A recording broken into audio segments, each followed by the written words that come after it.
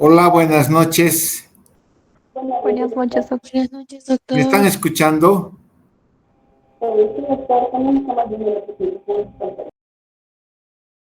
¿Me escuchan bien o no? Sí, doctor, se escucha, doctor. ¿Me están escuchando bien? Sí, doctor, se Sí, escucha. doctor.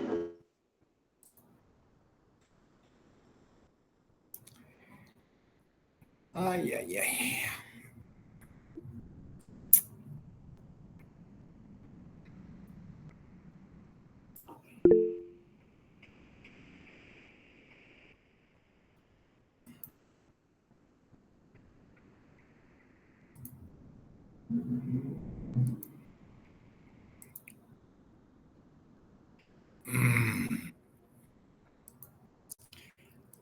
¿Ya estarán todos? Bueno, vamos a empezar la clase. ¿Ven la diapositiva? Sí, doctor, se logra ver. ¿Se logra ver? Sí, doctor. ¿Se logra ver en pantalla chiquita o grande? Se ve en pantalla pequeña, doctor. Junto con las fotos de los participantes. No, solamente se ve la diapositiva, el PowerPoint como tal. Solamente se ve la diapositiva. Sí, doctor, y las diapositivas pequeñitas al lado izquierdo. Ya, en la diapositiva que ves, ¿se ve bien? ¿Qué dice? Sí, doctor, se ve perfecto. ¿Qué dice? Lee. Dice cambios ambientales de altitud, alteraciones fisiológicas en la altura. Ya. La fisiología de la altura. Indudablemente somos un país que tenemos diferentes lugares con diferente altitud y cambios que debemos conocer para comprender la fisiología respiratoria. ¿Están viendo bien? Sí, doctor. La composición del aire ambiente. El aire ambiente es el aire que respiramos todos nosotros todos los días. En toda parte del mundo, la composición del aire ambiente corresponde a nosotros que respiramos oxígeno más o menos al 20.95%, 21%. El otro gas que abundante en la atmósfera de la Tierra es el nitrógeno en 78, 79%, y los otros gases más o menos van al 1% entre CO2 y agua. Estas fracciones de composición del aire ambiente son constantes independiente de si estamos en un clima frío o cálido, independientes de la presión barométrica que tengamos en nuestra ciudad e independiente de la altitud. Vamos a ver que con la altura lo que cambia es la presión barométrica, pero estos parámetros de composición de porcentaje del aire no cambian con la altura. Aquí podemos ver a nivel del mar, nosotros tenemos una composición de los gases ambientales más o menos de la misma que hemos indicado hace rato.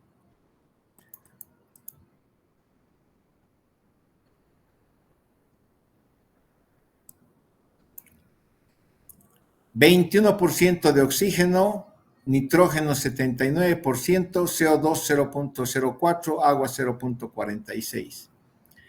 Y la presión barométrica a nivel del mar es de 760 milímetros de mercurio. 760 milímetros de mercurio. Lo que hace que tengamos, lo que varía, obviamente, lo que no varía es la fracción inspirada de oxígeno, que sigue siendo 21, ya sea a nivel del mar o en la altura, sigue siendo 21%. Lo que varía es la presión barométrica. La presión barométrica es esa presión ejercida por la atmósfera de la Tierra sobre, la presión es el peso de la atmósfera de la Tierra que se ejerce sobre la superficie de la Tierra, que está contribuida por la atracción que ejerce la Tierra sobre esta atmósfera. Esta presión, la altura de la atmósfera, antes se consideraba que era 30, 40 kilómetros, pero ahora con los nuevos satélites y demás cosas que existen, hasta 100 kilómetros alrededor de la Tierra se han encontrado composición de gases compatibles con la atmósfera. Entonces, toda esta altura de la atmósfera que ejerce presión sobre la superficie de la Tierra a nivel del mar es 760 milímetros de mercurio. Y obviamente esta presión barométrica es importante porque nos va a dar la presión con la cual se respira a nivel del mar. Multiplicando 760 por 21% nos sale que a nivel del mar estamos respirando una presión barométrica, una presión inspiratoria de oxígeno de 159. Debemos recordar que hay una ley de los gases que se llama la ley de Dalton, que indica que la presión total de 760 milímetros de mercurio es la sumatoria de la presión parcial de todos los gases que componen ese compuesto. Es la sumatoria de todas las presiones parciales. Obviamente, como a nosotros nos interesa el oxígeno, porque respiramos oxígeno, es que sabemos que a nivel del mar la presión inspiratoria es 159.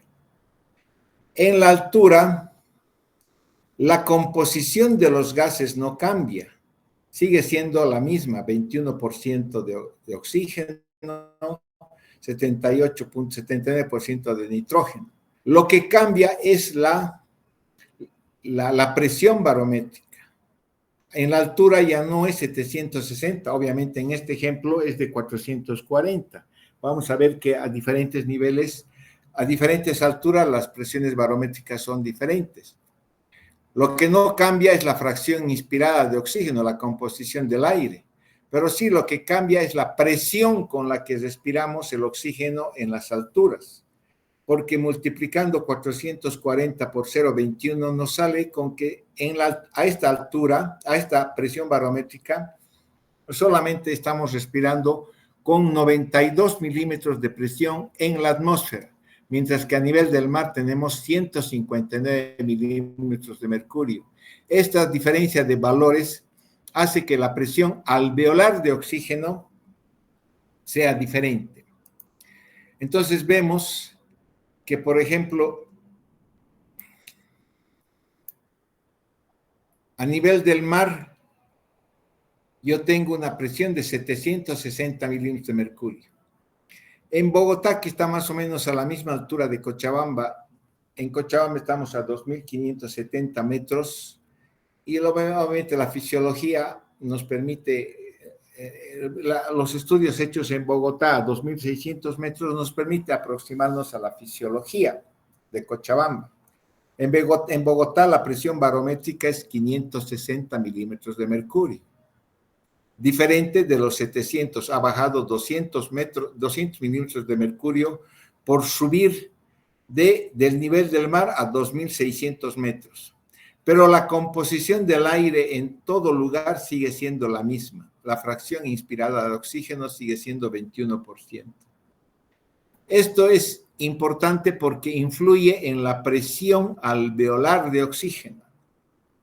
La presión alveolar de oxígeno es importante porque es la que va a inducir el pasaje de oxígeno del alvéolo hacia el capilar, que se va a producir por una diferencia de presión, que se va a producir por una difusión, porque el oxígeno es soluble en el agua de las membranas celulares, alveolares y capilar, por la solubilidad del oxígeno.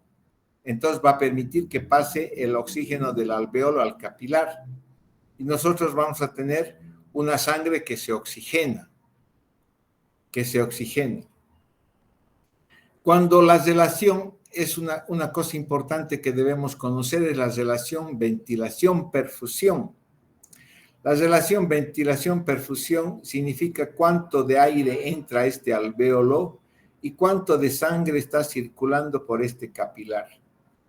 Cuando la relación ventilación-perfusión es 1, entonces produce un buen equilibrio. La presión alveolar igual a la presión arterial de oxígeno y la presión alveolar de CO2 también igual a la presión arterial de CO2. Pero fisiológicamente vamos a ver posteriormente que nuestro cuerpo, debido a que estamos sometidos a la gravedad de la Tierra, incluso si tenemos pulmones normales, no vamos a tener a todo lo ancho y a lo largo del pulmón una relación ventilación-perfusión igual a 1. Va a haber zonas pulmonares donde va a haber más ventilación que perfusión, y va a haber zonas pulmonares incluso dentro de lo normal donde va a haber más perfusión que ventilación. Y debido a eso es de que nosotros no entramos en un equilibrio total. Y es importante nosotros saber la presión alveolar de oxígeno. Para la presión alveolar de oxígeno hay una ecuación que nos permite calcular, que es multiplicar la presión. Cuando uno respira el aire ambiente, hemos visto que la concentración de agua en el aire es 0.03%. O sea, es una cosa ínfima. Pero cuando el aire está entrando a través de nuestras vías aéreas, lo primero que hace es humidificarse y calentarse por los millones de capilares que tenemos en nuestros senos paranasales, en nuestra nariz. Entonces, la presión de agua a una temperatura corporal de 37 grados ejerce una presión alrededor de 47 milímetros de mercurio. Entonces, ya no es la insignificante de la presión de agua del aire ambiente. Entonces, para calcular la presión alveolar de oxígeno, tengo que restar de la presión barométrica la presión de agua, que es de 47 milímetros de mercurio a una temperatura de 37 grados. Multiplicarla para la fracción inspirada de oxígeno, que sería 21%, y obviamente a nivel del alveolo, porque estamos hablando de presión alveolar de oxígeno, se incorpora otro gas, que es el CO2. En este microambiente del alvéolo se está incorporando un segundo gas, que es el CO2, que a nivel del aire ambiente también es insignificante, 0.07%. Entonces, esta ecuación nos permite a nosotros calcular qué presión alveolar de oxígeno vamos a tener en las diferentes altitudes a la cual el humano vive, para poder hacer los cálculos en la fisiología respiratoria. Y obviamente nosotros vemos que a medida que sube en altura, la fracción inspirada de oxígeno se mantiene en 21%, en todos en 21%. Lo que cambia indudablemente es la presión inspiratoria de oxígeno, y por ende cambia y disminuye la saturación de oxígeno. A medida que vamos subiendo en altura, podemos llegar a altitudes de más de 5.500 metros, donde quizás la saturación baje más y nos impida una fisiología respiratoria normal. Y esto es lo que sucede, por ejemplo, en la punta del Everest, que está a 8.800 metros, su presión barométrica es 253 milímetros de mercurio.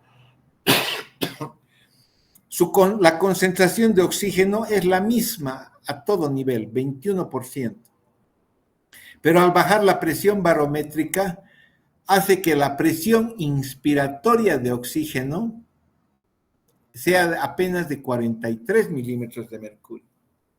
O sea, si con 43 milímetros de mercurio estoy respirando, en mi alvéolo, menos la presión de agua y el CO2, obviamente hace que esta presión inspiratoria de oxígeno baje más. Por eso es casi imposible llegar a la punta del Everest sin recibir oxigenoterapia. ¿Qué es lo que sucede fisiológicamente en nuestra ciudad? Comparamos, le vuelvo a repetir, con la ciudad de Bogotá, que está a 2.600 y nosotros estamos a 2.570 metros sobre el nivel del mar, con una presión barométrica, según ellos medidos, en 560 milímetros de mercurio. Nosotros tenemos un poquito más, y una presión inspiratoria de oxígeno del aire ambiente de 117. O sea, estamos respirando con una presión inspiratoria de 117, a diferencia de los 159 que significa a nivel del mar. En La Paz, obviamente, están a 3.000 metros, y esta presión inspiratoria disminuye cerca de otros 10 puntos.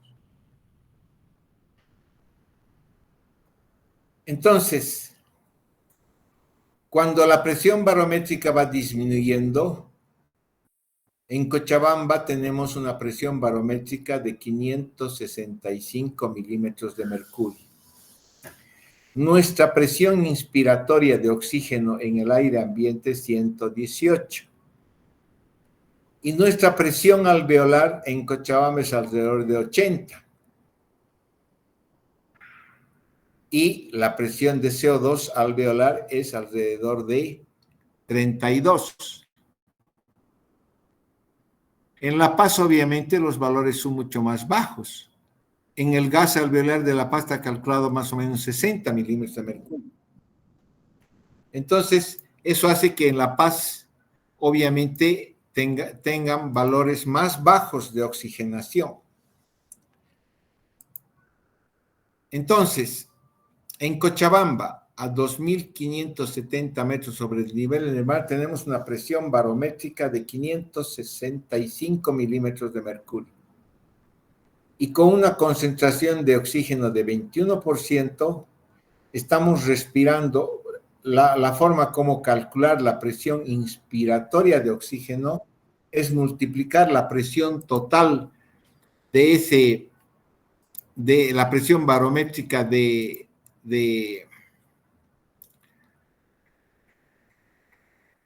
es multiplicar la presión barométrica por la concentración de oxígeno. 565 por 21%, multiplicando en fracción, no en porcentaje, sería multiplicar 565 por 0.21. Los elementos pueden representarse en porcentaje, en fracción o en quebrados. Es lo mismo decir 50% que 0,5 o un medio. En este caso estamos hablando de porcentaje, pero para calcular la presión inspiratoria de oxígeno no utilizamos 21%, sino 0,21. 0,21. Y resulta que nosotros aquí en Cochabamba, en este momento, ustedes están respirando una presión inspiratoria de 118 milímetros de mercurio. Eso es lo que cambia en la altura, la presión inspiratoria de oxígeno. No cambia la concentración de oxígeno, que a todo nivel es la misma. Y entonces, ¿qué es lo que sucede? En Cochabamba nosotros, después de disminuir lo que corresponde a la presión de agua y a la presencia del CO2, porque en el alvéolo, en este microambiente del alvéolo, se incorpora el CO2, resulta que la presión alveolar de oxígeno es más o menos 84-80 milímetros de mercurio. La sangre está retornando por las arterias, la sangre venosa retorna con una presión de 40. Hay una difusión de oxígeno por diferencia de presiones y por la solubilidad, y está saliendo en Cochabamba a una presión arterial de oxígeno de 60-70.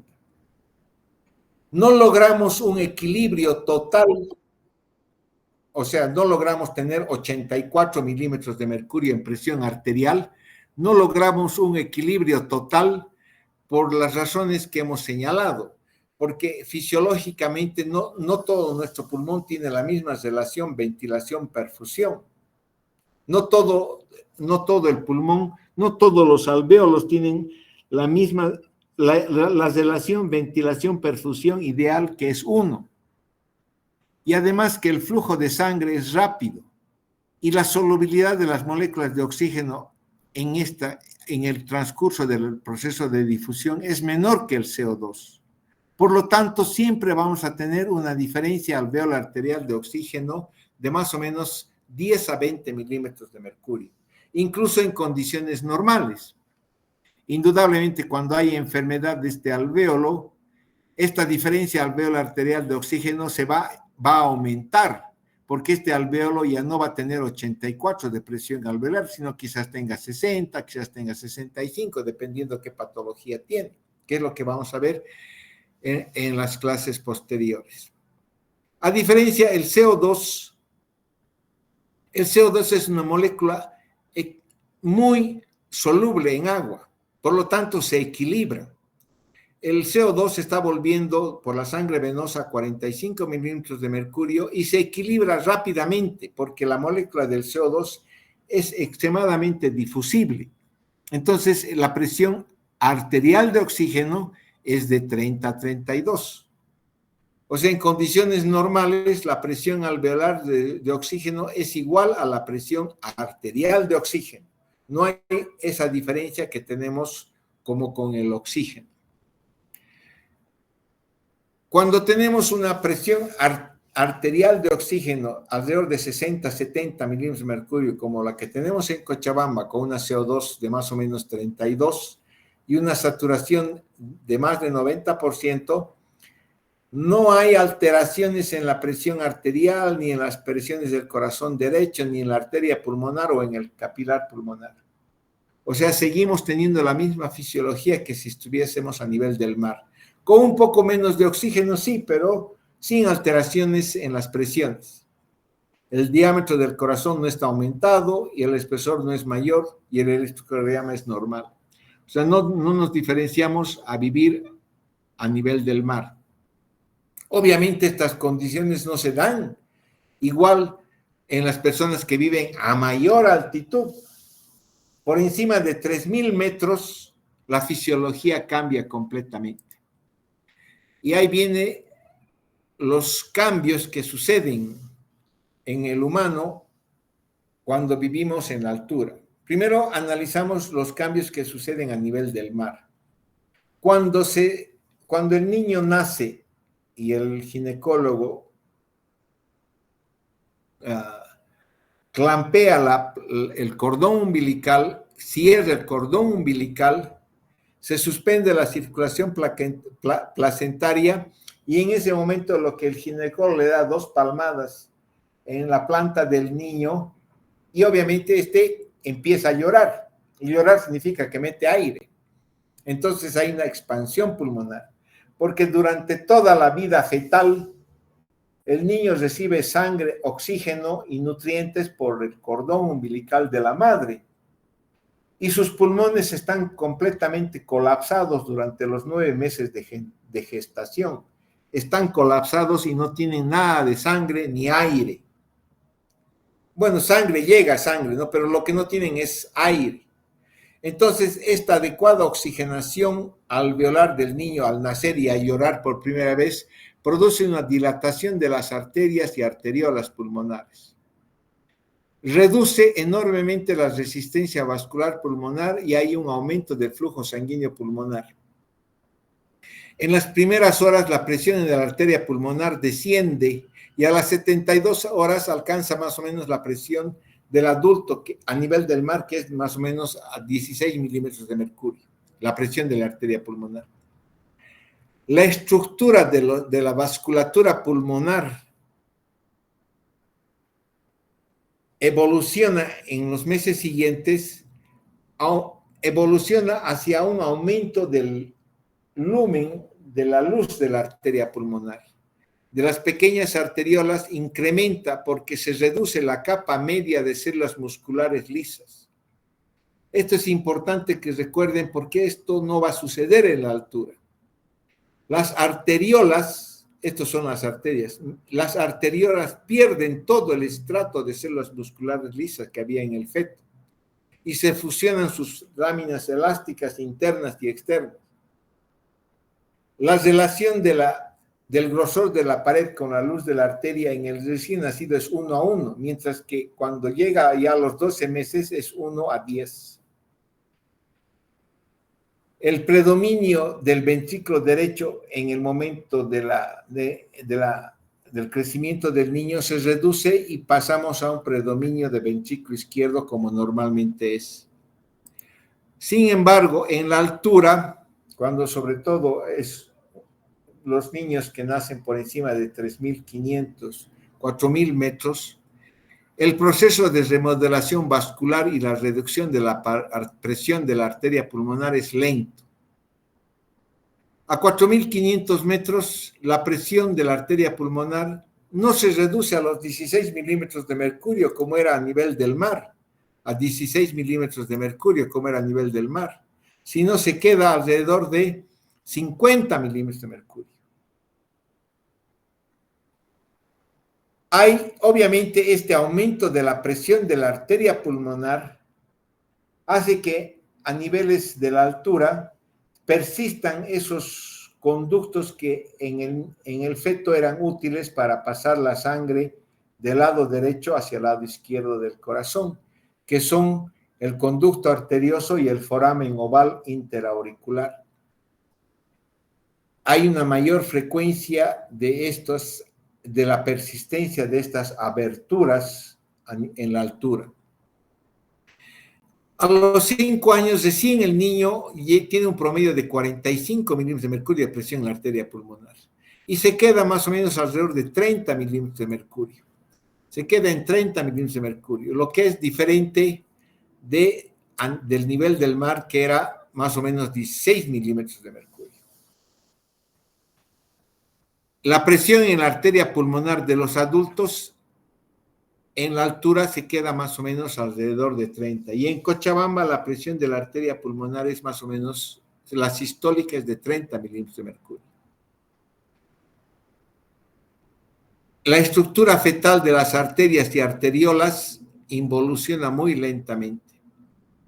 Y el ventrículo derecho en la altura, por encima de los 3.500, 4.000 metros, mantiene una actividad eléctrica importante.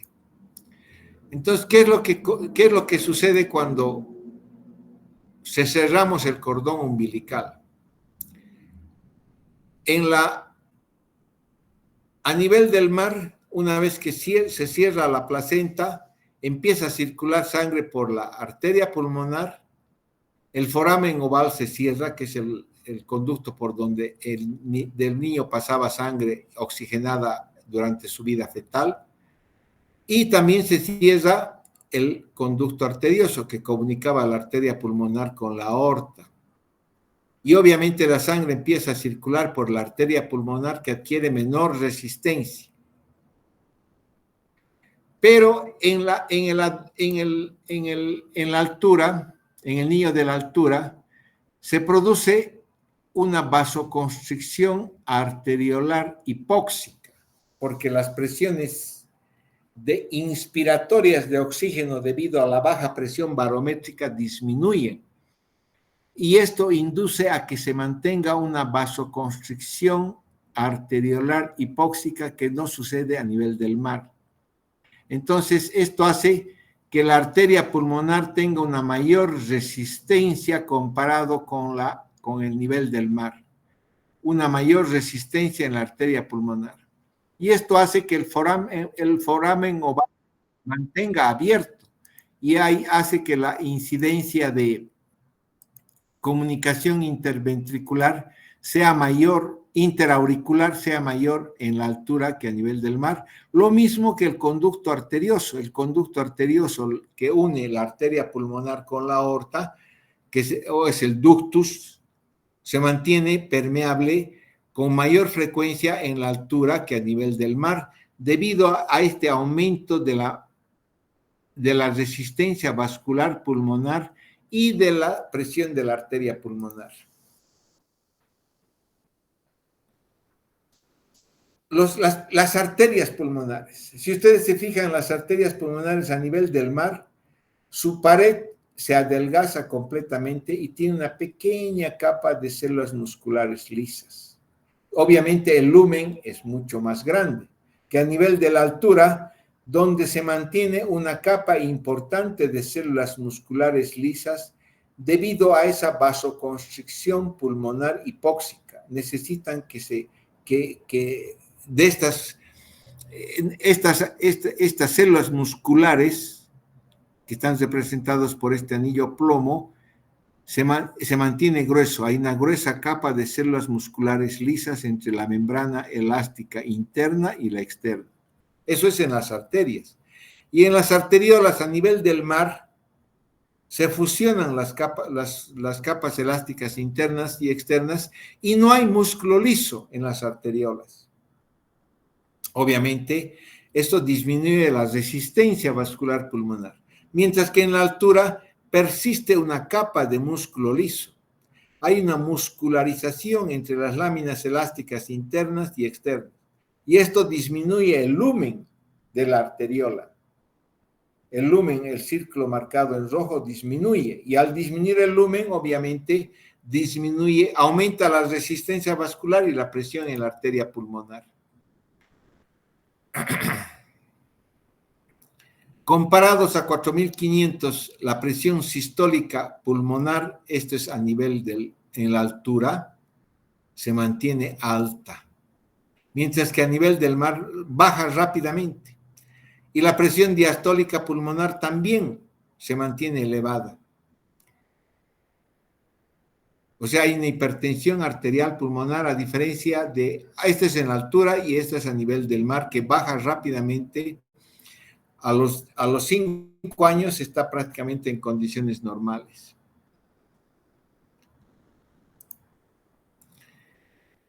Se ha demostrado que en los recién nacidos, tanto a nivel del mar como en la altura, más o menos existen el grosor y el tamaño de los ventrículos más o menos parecido. Pero en los niños que viven a nivel del mar, incluso hasta a los 8 años de edad, a nivel del mar, el ventrículo derecho se hace más pequeño, con una pared más delgada, y se convierte en una relación normal como si fuese un adulto. Hay un aumento del grosor del ventrículo izquierdo. Mientras que en la altura, a 4.500 metros, persiste un engrosamiento de la pared del ventrículo derecho. Hay una hipertrofia del ventrículo derecho debido básicamente a ese aumento de la presión de la arteria pulmonar.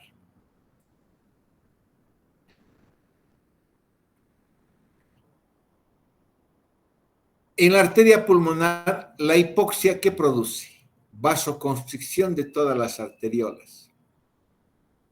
Mientras que la hipoxia a nivel de las arterias sistémicas produce vasodilatación.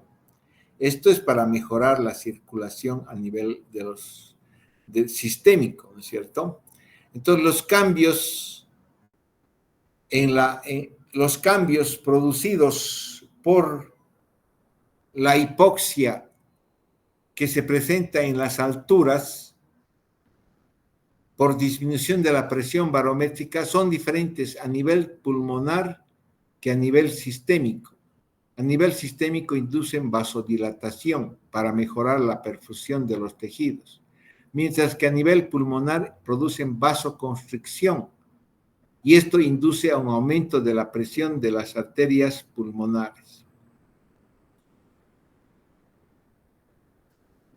¿Qué cambios se producen en minutos, horas o semanas en los diferentes órganos a medida que vamos subiendo en la altura?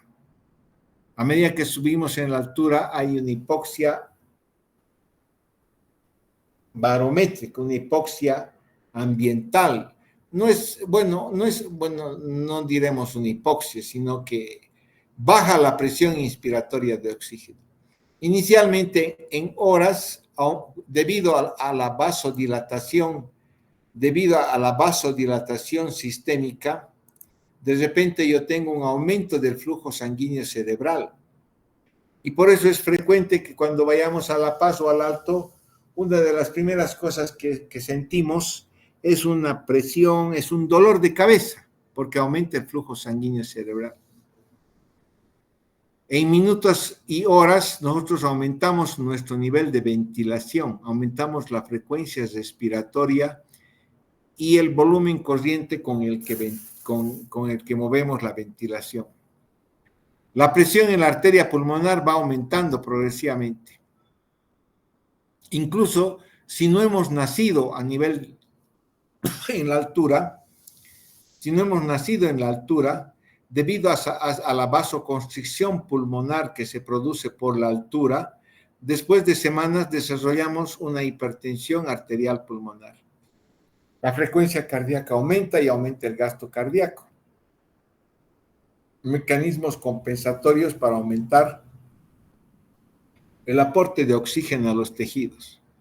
Si permanecemos durante mucho tiempo en la altura, vamos a excretar bicarbonato, porque al aumentar la ventilación, entramos en lo que se llama una alcalosis respiratoria. Estamos eliminando más CO2. Y obviamente debemos eliminar bicarbonato para compensar esa alcalosis respiratoria que generamos cuando vamos a la altura y nos quedamos por días. Hay un aumento de la secreción de la eritropoyetina. Obviamente este aumento de la secreción de la eritropoyetina hace que aumente el volumen de las células rojas y también la hemoglobina cuando estamos meses después. Entonces, la hipertensión pulmonar de la altura se produce por factores funcionales que actúan sobre todo sobre las arterias pequeñas y las arteriolas pulmonares. La hipoxia alveolar producido por esa disminución de la presión inspiratoria de oxígeno produce vasoconstricción pulmonar arteriolar hipóxica. Esta vasoconstricción es una respuesta de las células musculares lisas de estas pequeñas arterias y las arteriolas que responden a la hipoxia con apertura de los canales del calcio, cierre de los canales del potasio, liberación de calcio a nivel citosólico y todo eso produce contracción de las células musculares lisas. Esto es importante que recuerden porque el calcio dentro de las células musculares lisas producen vasoconstricción y es lo que induce la vasoconstricción pulmonar que va a dar origen a lo que llamamos el mal de montaña, el edema pulmonar agudo de montaña. O sea, y obviamente la apertura de canales del calcio, el aumento del calcio a nivel de las células, es un mecanismo que deben recordar porque uno de los medicamentos que se usa para evitar el mal de montaña justamente son los bloqueadores de los canales del calcio. Hay factores estructurales que hacen que la hipertensión pulmonar persista. Estos factores funcionales, si yo bajo de la altura, es posible que vuelva a lo normal. Pero si yo permanezco en la altura y vivo en el Alto de La Paz a 4.000 metros, tengo ya cambios estructurales que no van a cambiar. Hay una hipoxia, una hipertrofia muscular arteriolar hipóxica de las arteriolas pulmonares por engrosamiento de las células musculares lisas. Hay un retardo en la remodelación vascular pulmonar. En las pequeñas arterias donde ya no debería haber un estrato muscular, persiste una capa muscular gruesa. Incluso en las arteriolas hay un proceso de neomuscularización. Esto porque este aumento, esta hipertrofia, esta vasoconstricción pulmonar, trata de equilibrar. Es una respuesta fisiológica del ser humano, porque si a un alveolo le llega poca sangre, poco aire, si un alveolo le llega poco aire, la arteriola y el capilar que se dirigen a ese alveolo con poco aire, se produce una vasoconstricción. Se produce una vasoconstricción para equilibrar el poco aire, la poca ventilación que tiene ese alveolo. O sea, trata de equilibrar la relación ventilación-perfusión. Pero si esto es crónico y es persistente, entonces ese proceso de tratar de equilibrar la relación ventilación-perfusión termina generando una vasoconstricción permanente e incluso cambios en el estrato muscular con neomuscularización, con engrosamiento de la capa media de los músculos, de la capa media muscular lisa y engrosamiento de las paredes de las arterias y arteriolas pulmonares. Obviamente, esto significa que es un proceso adaptativo a la hipoxia crónica. La hipótesis es que trata de mejorar la perfusión de los vértices pulmonares. En condiciones normales, en los vértices pulmonares tengo más ventilación que perfusión. Y en las bases pulmonares tengo más perfusión que ventilación. Si vivo en la altura, se supone que al engrosar todas las arteriolas de la parte basal del pulmón, van a redirigir el gasto cardíaco de la perfusión tisular hacia los vértices pulmonares donde hay un poco más de ventilación. Es un fenómeno adaptativo de todas las personas que viven en la altura. ¿Y cómo nosotros que no vivimos en la altura, cómo nos aclimatizamos cuando vamos a la altura? Primero, evitando el ejercicio. Y en esto tienen razón, pues los jugadores de fútbol vienen a jugar y les hacen jugar 90 minutos corriendo como locos detrás de la pelota y obviamente no tienen ese proceso de aclimatación. El reposo es importante porque cuando hago ejercicio aumento el gasto cardíaco y al aumentar el gasto cardíaco aumento mucho más la presión en la arteria pulmonar. Hiperventilo. El aumento, ya de por sí el gasto cardíaco aumenta en la altura y si hago ejercicio aumenta mucho más. Y ustedes se darán cuenta, si aumenta el gasto cardíaco, una de las cosas que hacemos en la altura cuando llegamos a La Paz es que queremos ir al baño más frecuentemente porque aumenta la diuresis. Hay una pérdida del volumen plasmático. Hay un aumento del 2,3-difosfoglicerato. Esta enzima en los eritrocitos permiten que capte más oxígeno. Y si estamos más de 5 días más, en las primeras 2 semanas empezamos a desarrollar poliglobulia. En la altura, entonces, ¿qué hacen las personas, además de los cambios fisiológicos a nivel pulmonar? Aumentan la hemoglobina y el número de glóbulos rojos circulantes. A corto plazo esto sucede por la contracción esplácnica, el incremento de la diuresis. Le digo que todos vamos al baño cuando vamos a La Paz, lo primero que queremos hacer es eso. Y transpiramos. Perdemos agua por la evapotranspiración, por la hiperventilación. Nosotros perdemos agua. Las pérdidas insensibles de agua se dan por la piel y la frecuencia y la respiración, que es la pérdida de agua a través de la respiración. Entonces, todo esto produce una hemoconcentración, aumenta el volumen, la cantidad de glóbulos rojos para transportar un poco más de oxígeno a los tejidos. Y a largo plazo hay un aumento de la eritropoiesis, se produce la poliglobulia por los factores inducidos por la hipoxia que generan mayor producción de eritropoietina. A nivel capilar, ¿cómo se adaptan las personas que viven en la altura? Hay una mayor densidad capilares de neoformación en los tejidos periféricos, sobre todo en el corazón y en el músculo esquelético, lo que le permiten recibir una mayor cantidad de flujo sanguíneo y tratar de mantener la perfusión tisular. Se produce, ya hemos visto, una vasodilatación periférica.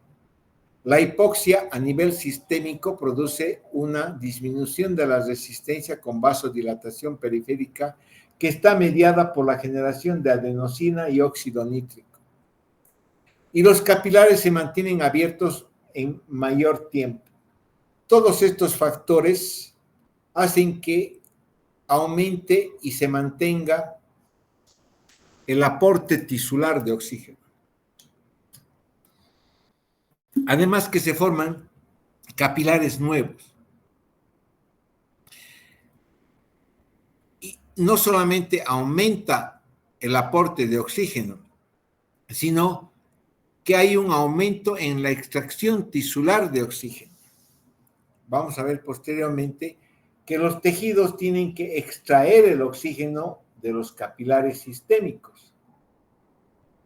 Esta extracción tisular de oxígeno es más o menos el 30% de la cantidad del contenido arterial de oxígeno que circula por los capilares en condiciones normales y de reposo. En condiciones de ejercicio, esta extracción tisular aumenta. En la altura también aumenta. O sea, en la altura, los tejidos musculares de las personas que están caminando por la ceja del alto no están extrayendo el 30% de oxígeno que circula por sus capilares, sino quizás están extrayendo el 40, el 50 o el 60%. Los que ya lo limita para hacer más actividad. Porque si ya estás extrayendo el 60% del oxígeno en condiciones de vida normal, obviamente esto te va a limitar a hacer ejercicio, porque ya no tienes mayor capacidad de extraer. No puedes extraer el 100% del oxígeno que está circulando por tus capilares. Entonces, este aumento de la extracción tisular de oxígeno es un factor que permite una vida en la altura,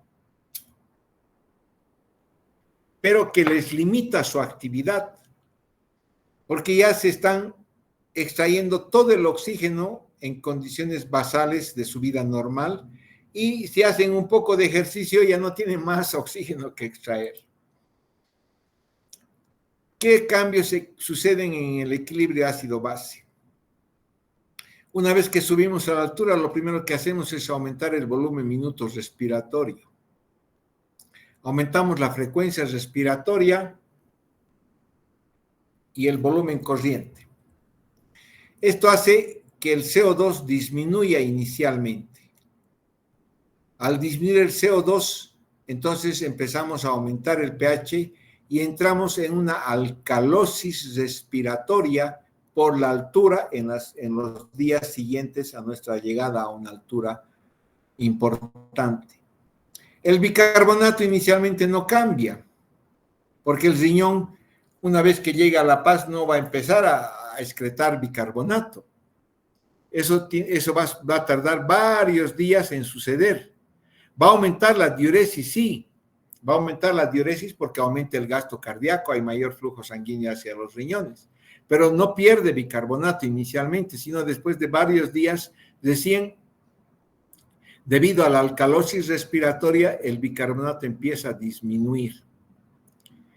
Y el volumen minuto también disminuye porque me estoy adaptando a la altura. Sin embargo, no quedo al nivel basal, sino quedo siempre por encima de lo normal. Al disminuir el bicarbonato y disminuir el volumen minuto, el CO2 aumenta y el pH se normaliza. Y es por eso que en la altura las personas también tienen un pH equilibrado, porque tienen menos bicarbonato y un CO2 también que se eleva un poco. Y el pH se normaliza y eso les permite una vida normal. Otro mecanismo por el cual se adaptan las personas a la altura es el desvío de la curva de disociación de la hemoglobina. Si yo tengo 50 milímetros de mercurio, eso me va a dar una saturación más o menos de 85%. Cuando esta curva de hemoglobina se desplaza hacia la derecha, entonces significa que con mayor facilidad la hemoglobina está desprendiendo el oxígeno hacia los tejidos. ¿Y en qué condiciones se da este mayor aporte de oxígeno de la hemoglobina a los tejidos? Cuando disminuye el pH, cuando aumenta el 2,3-difosfoglicerato, que es una de las enzimas que existe en el glóbulo rojo, es un fenómeno adaptativo de nosotros en la altura, y cuando aumenta la temperatura. Por eso la fiebre, en las circunstancias de enfermedad, no hay que corregirla rápidamente, sino es un mecanismo compensatorio. El desvío de la curva hacia la izquierda es malo. El desvío de la curva de la disociación de la hemoglobina hacia la derecha es bueno. Entonces tenemos un cambio en la afinidad de la hemoglobina por el oxígeno. Hay un aumento de la afinidad a nivel del alveolo. La hemoglobina capta más el oxígeno, el poco oxígeno que hay en los alveolos por el aumento del 2,3-difosfoglicerato y por este efecto Aldane en el cambio en el pH. Y disminuye su afinidad a nivel periférico. Capta más en el alveolo y retiene menos a nivel periférico, o sea, aporta más a los tejidos por el efecto Bohr facilitado por la acidificación tisular.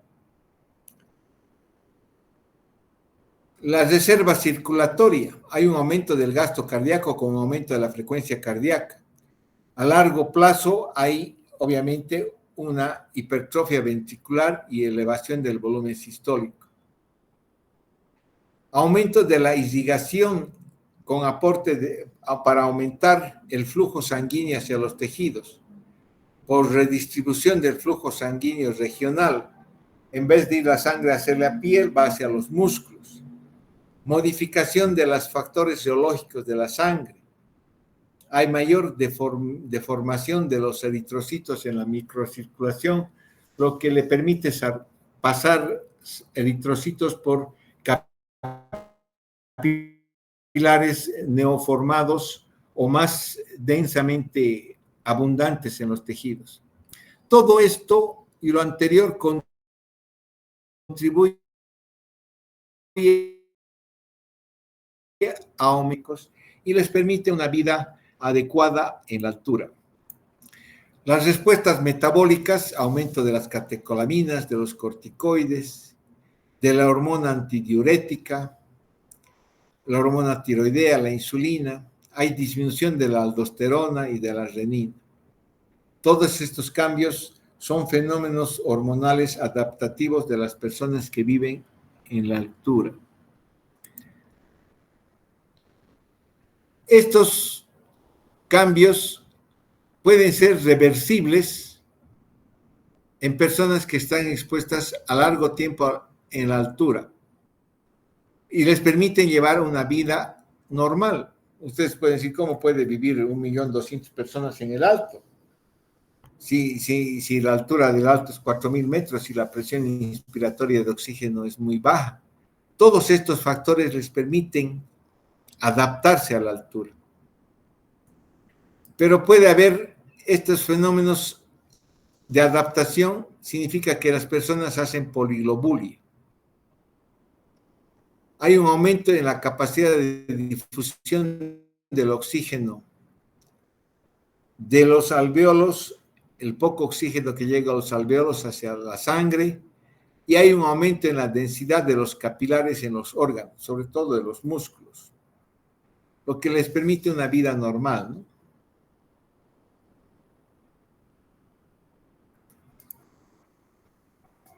Sin embargo, también se ha visto que hay cambios genéticos en las personas que viven en la altura, que pasan de generación en generación y que les permite adaptarse a esa altura y tener una vida normal. Estos cambios genéticos ya son irreversibles. ¿Qué sucede cuando nosotros hacemos ejercicio en la altura? Cuando hacemos ejercicio en la altura, sobre todo por encima de 3.000 metros, en reposo, al hacer ejercicio aumenta el gasto cardíaco. Al aumentar el gasto cardíaco hay mayor flujo a nivel pulmonar. Y la presión en la arteria pulmonar, que quizás a nivel los primeros días es normal, en la altura va aumentando.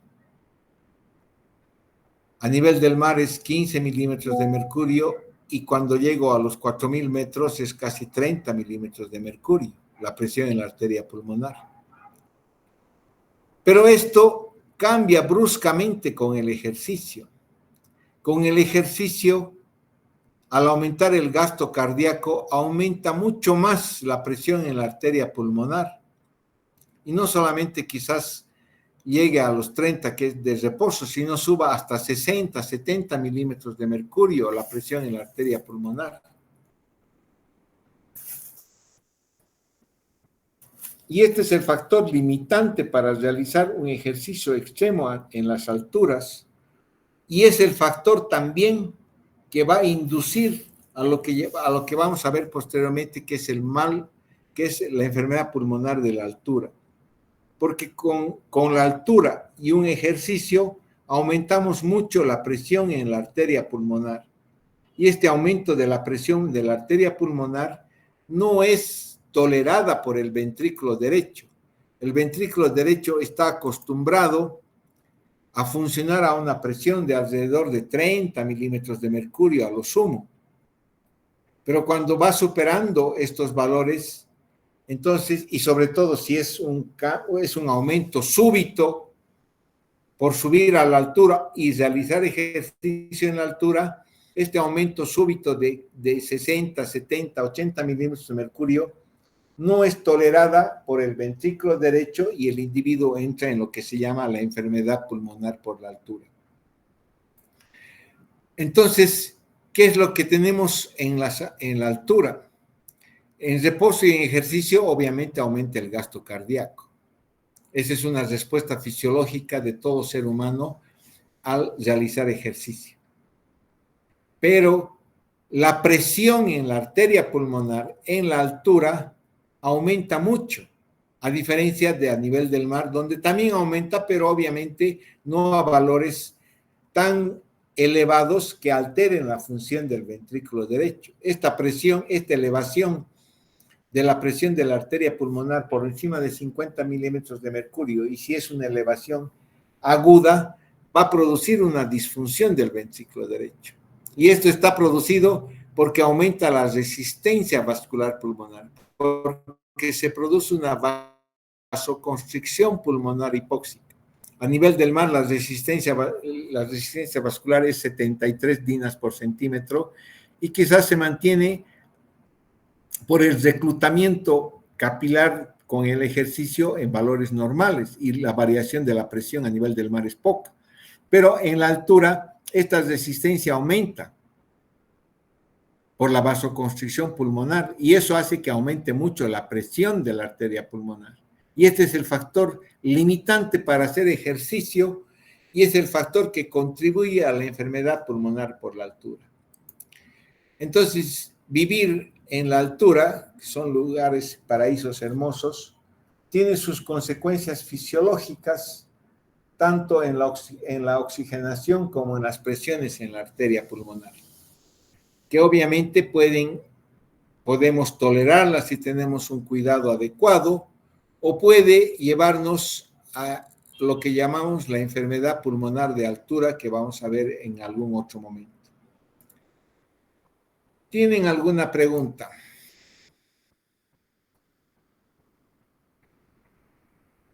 Por lo visto, o enseño bien o ustedes no entienden nada. 32 personas. ¿De cuántas son en qué curso? ¿500? ¿Cuántas son en el curso? Nadie sabe. Deben ser como 300. 32 han asistido. Bueno, ¿tienen alguna pregunta? Creo que ninguna, doctor. Está bien, gracias, que les vaya bien. Mañana nos vemos a las 7 de la noche. Gracias, doctor. Hasta mañana.